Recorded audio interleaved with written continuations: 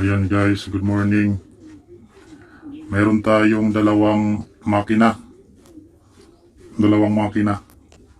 Yung isa, ito Honda 16 HP Mega. Tapos itong isa naman, Rubin 7.5 HP. Ayan, 7.5 HP itong Rubin. Mga luma na tong makina. Kaya madalas nagkakaproblema. Ayan. Ito yun sila. Dahil mga stock na yung mga makina. Madalas nagkakaproblema. Ito yung malaking problema ko ngayon. Itong Rubin. Kasi yung karburador niya, itong screw niya, naglulos ito. Ayan, naglulos yan. Pag naghihigpit ka dito, natatanggal siya dahil yung kinakapitan niya doon wala na, medyo gabot na siya, wala na yung ano niya, thread. Hindi pa naman pwede ma-welding yan dito dahil alloy, aluminum, hindi pwede ma-welding. So ang naging solusyon ko nito, sinubukan ko epoxy. In-epoxy ko doon, yung steel epoxy, yung puno ito, yung puno niyan doon, in-steel epoxy ko. Ngunit wala pa rin, hindi pa rin, nung hinigpitan ko to, wala pa rin. Natatanggal pa rin siya. Itong stick na mahaba yan, natatanggal pa rin pag hinihigpitan na ito. Yun ang naging temporary na solusyon ko, hindi pa rin umubra. So ngayon, sinubukan ko ulit ng sinulid.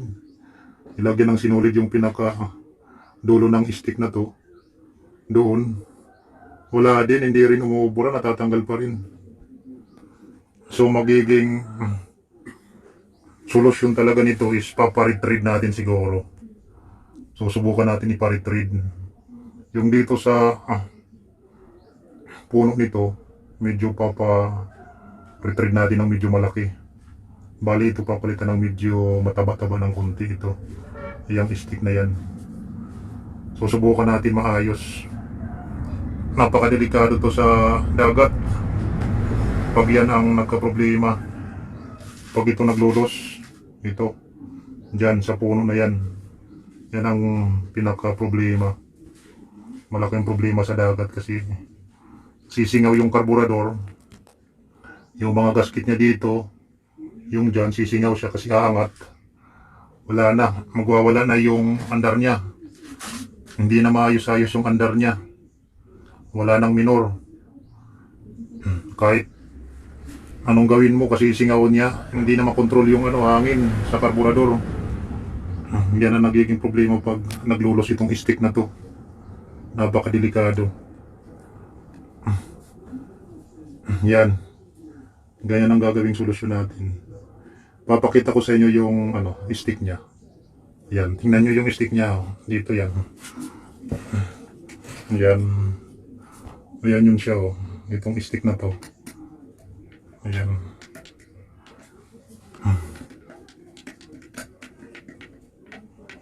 Naglulos.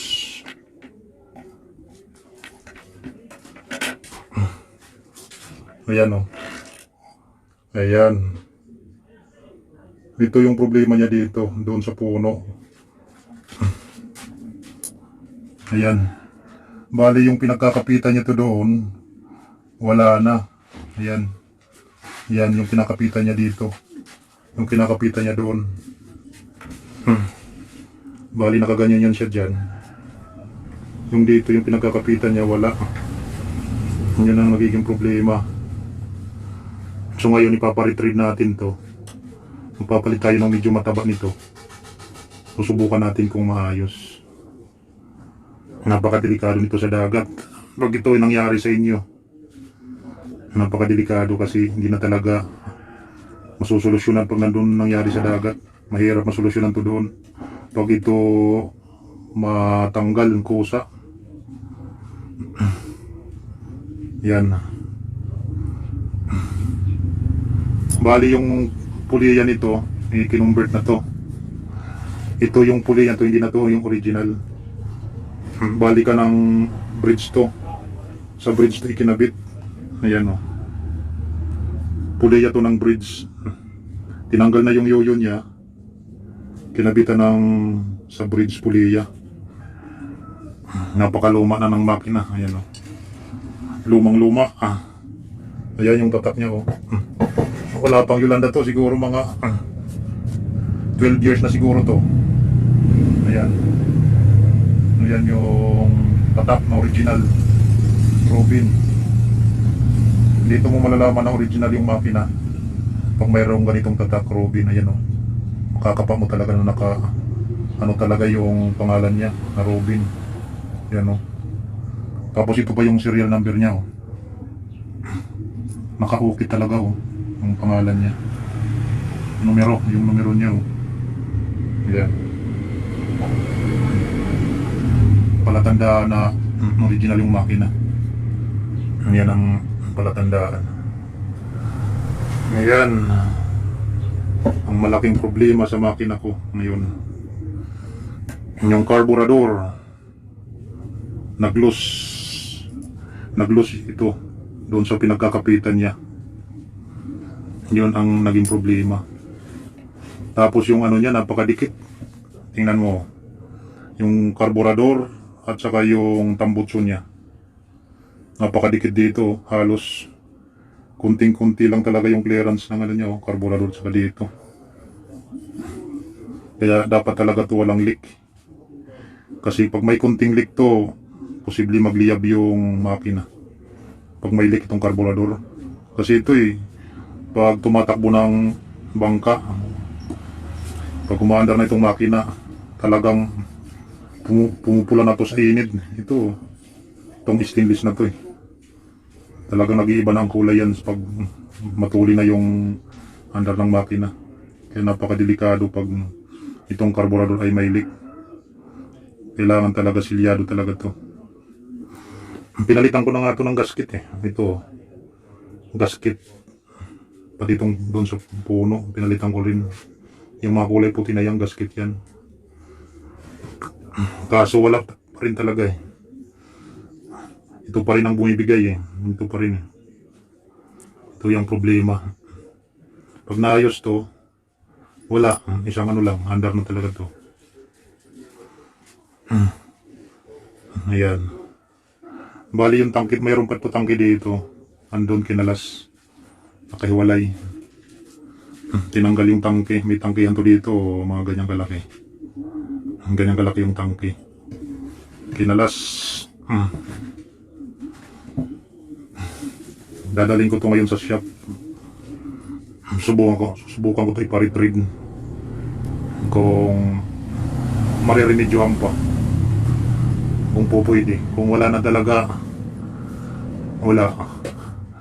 Standby pag hindi na masolusyonan. Yun talaga yung final ano niya dito, retrieve. Papalakihin to. Siguro dahil sa tagal na siguro, kaya bumibigay na yung makina. Itong isa naman, Miga Honda. Stock naman to Hindi pa napapandar to, matagal-tagal na rin Ayan. Bali yung carburetor nito sa TMX to. Ayan convert. Naka-convert yan sa TMX para tipid yung gasolina. Ayan Bali dito yung niya, pagpapatuli ng takbo. Ito. Ayan. Hihilain mo lang to para bumilis yung takbo. Ayan, Miga to Honda 16 HP. Ayan. Hindi pa rito napapandar Umandar to kaso matagal nang hindi pinandar. Siguro mga 3 taon na, 4 na taon na ito napapandar. Yan yan ang mga makinang mga stock. Ito, hindi ginagamit ko to. Kaso, yun lang ang nagka-problema. Standby ngayon. Hindi makalaot. Dahil sa mga problema ng makina. Ayan.